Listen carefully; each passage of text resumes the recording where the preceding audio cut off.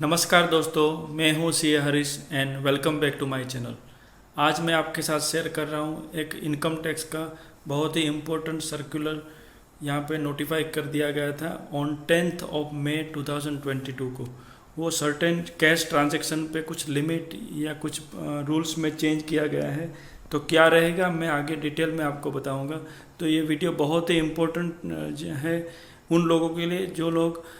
काफ़ी cash transaction regularly करते रहते हैं। तो उनके लिए ये बहुत ही जानना ज़रूरी है कि उनकी लिमिट क्या है और उसके लिए प्रोसीजर क्या फॉलो करनी पड़ेगी। तो यहाँ पे नोटिफिकेशन जो डिक्लेयर कर दिया गया है वो नोटिफिकेशन में मेंशन किया है कि अगर आप सर्टेन कैश ट्रांजैक्शन करते हैं तो उसके लिए आपको परमानेंट अकाउंट नंबर अप्लाई करना पड़ेगा। और परमानेंट अकाउंट नंबर है वो before at least 7 days before the date on which you intends to enter the transaction करने से पहले आपको 7 दिन पहले आपको परमानेंट अकाउंट नंबर के लिए अप्लाई, अगर नहीं पान नंबर नहीं है तो अप्लाई करके ही बाद में ये ट्रांजेक्शन करिएगा। कौन से ट्रांजेक्शन है मैं बता रहा हूँ आपको। इसमें यहाँ पे जो रूल 114 जो है उसकी जगह पे आफ्टर द रूल 114B जो था उसके जगह पे और एक नया रूल ऐड कर दिया गया है ये नोटिफिकेशन के तहत, और वो है 114BA। यहाँ पे लिमिट दी गई है the transaction for the purpose of close 7। यहाँ पे एक नया क्लोज जो है वो 7 जो है उसको इंसर्ट कर दिया गया है। और ट्रांजैक्शन की लिमिट क्या है, 7 का जो नया जो लिमिट है वो ट्रांजैक्शन कौन से कैटेगरी के ट्रांजैक्शन आप करोगे। तो इसमें आपको मैंडेटरीली पान नंबर अगर आपका नहीं है तो 7 days before the entering the transaction आपको मैंडेटरीली कंपल्सरीली पान अप्लाई करके ले लेना पड़ेगा। तो इसमें एक है वो है कैश डिपॉजिट और डिपॉजिट एग्रीगेट। अगर आप कैश डिपॉजिट कर रहे हो, सिंगल ट्रांजैक्शन हो या मल्टीपल ट्रांजैक्शन, कोई भी साल में पूरा फाइनेंशियल ईयर मतलब अप्रैल से लेकर मार्च में अगर आप कैश डिपॉजिट करते हो या मल्टीपल डिपॉजिट्स भी करोगे वो है और उसकी वैल्यू है 20 लाख से ज़्यादा या 20 लाख से ज़्यादा है तो फिर आपको mandatorily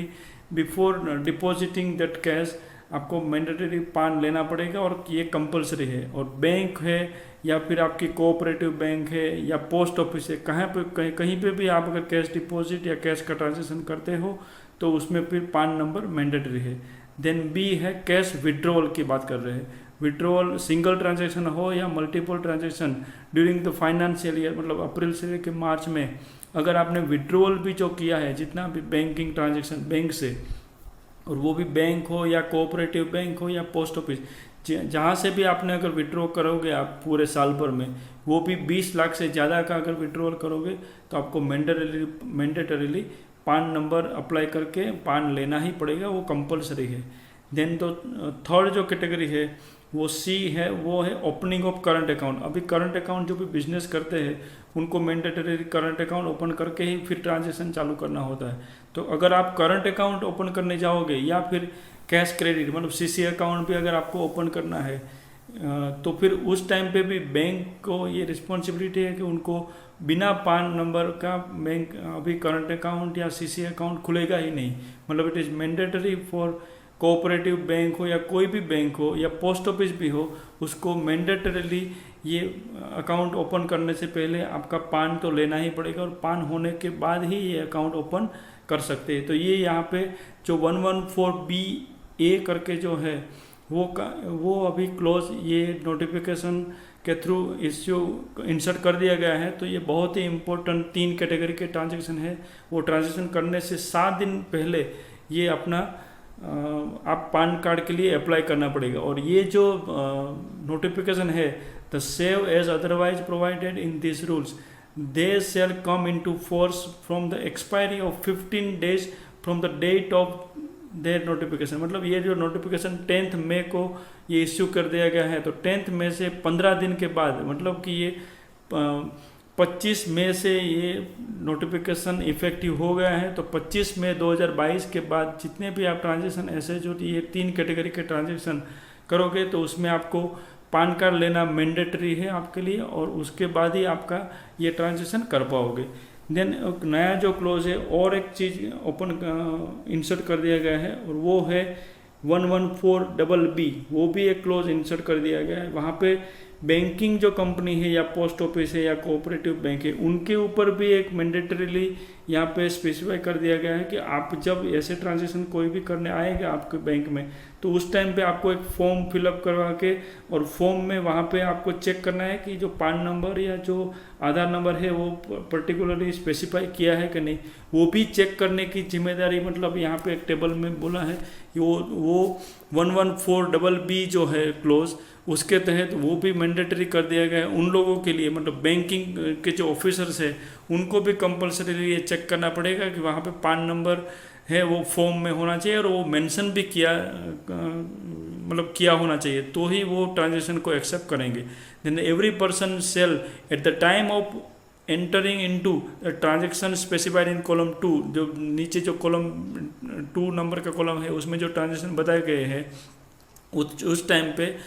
the quote his permanent account number और Aadhaar number as the case में भी जो भी अगर आपके पास है वो मैंडेटरीली आपको वहाँ पे कोट करना पड़ेगा। और जो बैंकिंग ऑफिसर जो सामने है जो पर्सन, ये तीसरा नंबर का जो कॉलम है वहाँ पे जो बैंकिंग ऑफिसर जो कंसर्न ऑफिसर है उनको भी ये कंपलसरीली वो देखना पड़ेगा कि वो पान नंबर या आधार नंबर मेंशन किया है कि नहीं। तो इसमें 3 कैटेगरी की ट्रांजेक्शन जो ऊपर जो मैंने बताया था 3 कैटेगरी सेम ही वो वही ट्रांजेक्शन की कैटेगरी है। कैश डिपॉजिट और एग्रीगेट डिपॉजिट 20 लाख से ज़्यादा का कैश डिपॉजिट करोगे, और सेकंड अगर आप कैश विड्रॉल भी करते हो 20 लाख या उससे ज़्यादा के ट्रांजेक्शन विड्रॉल के जो किए हैं अगर आपने फॉर द फाइनेंशियल ईयर पूरे साल भर की बात कर रहा हूँ, एक ट्रांजेक्शन हो या मल्टीपल ट्रांजेक्शन हो, वो सारे की जो वैल्यू अगर 20 लाख से ज़्यादा हो गई कैश डिपॉजिट हो या विड्रॉल हो तो फिर आपको कंपलसरीली पान नंबर आपका कोट करना पड़ेगा। और थर्ड जो कैटेगरी है ओपनिंग ऑफ करंट अकाउंट और कैश क्रेडिट अकाउंट मतलब सीसी अकाउंट या करंट अकाउंट अगर ओपन करना है उस टाइम पे भी आपको पान नंबर मैंडेटरीली कोट करना है, और पान कोट करने के बाद ही ये ट्रांजेक्शन हो पाएगा या आपका जो करंट अकाउंट ओपन होगा करना है तो वो भी पान नंबर के बाद ही आपका ओपन कर पाओगे। और ये जो है वो मैंडेटरी बैंकिंग जो कंपनी है उसके ऊपर भी यहाँ पे ये जो नया जो रूल है 114BB करके जो इंसर्ट कर दिया गया है उसमें मैंडेटरी बैंकिंग ऑफिसर की भी ये जिम्मेदारी बनती है कि उनको ये जो ट्रांजेक्शन होने के टाइम पे जो फॉर्म्स है वो फॉर्म में वो फिलअप किया है कि नहीं किया वो चेक करना है। And the permanent account number और Aadhaar number along with the demographic information or biometric information of an individual shall be submitted to the principal director general of the income tax। मतलब आप बैंकिंग ऑफिसर है उनको ये जिम्मेदारी है कि वो जब ये ट्रांजेक्शन ऐसा जो ट्रांजेक्शन है उसकी सारी की सारी detail principal director general of income tax को सबमिट करें, और वो चीज़ भी यहाँ पे मेंशन कर दिए गए हैं। And the principal director general और the director general of the income tax cell lay down the formats and the standard along with the procedures for authentication of the permanent account number और Aadhaar number. मतलब उन्होंने ये भी notify कर दिया कि कौन से फॉर्म में या कौन से स्टैंडर्ड में आपको क्या क्या चीज़ के कैसे डिटेल्स आपको लेनी है और कैसे फिलअप करवा के जो ट्रांजेक्शन के पहले ही आपको ट्रांजेक्शन कर मतलब ये फिलअप डिटेल फिलअप करके लेनी है, उसके लिए भी जो फॉर्म है वो भी प्रिस्क्राइब कर दिया गया है। तो उसको लेके ही फॉर्म वो फिलअप करने के बाद ही ऐसे ट्रांजेक्शन एंटर करे, वो जिम्मेदारी है सब ये बैंकिंग ऑफिसर की। तो ये बहुत ही इम्पोर्टेंट अपडेट है जो काफ़ी जो लोग भी कैश के ट्रांजेक्शन या बैंकिंग थ्रू जो कैश ट्रांजेक्शन या विड्रॉल या डिपॉजिट या करंट अकाउंट ओपन करने के टाइम पे ये बहुत ही चीज़ ध्यान रखिएगा। तो उसके पहले ही आप अपना पान नंबर के लिए अगर आपको पान नंबर नहीं है तो अप्लाई करके बाद में ही आप अपना ट्रांजेक्शन करिएगा, तो ही आपको ऐसे ट्रांजेक्शन कर पाओगे, क्योंकि ये मैंडेटरीली नोटिफिकेशन यहाँ पे अभी आज के डेट में ये एप्लीकेबल हो गया है और इफ़ेक्टिव भी कर दिया गया है। तो आप ये चीज़ का बहुत ही इम्पोर्टेंट है, आप ध्यान रख के वो हिसाब से अपने ट्रांजेक्शन कर दीजिएगा।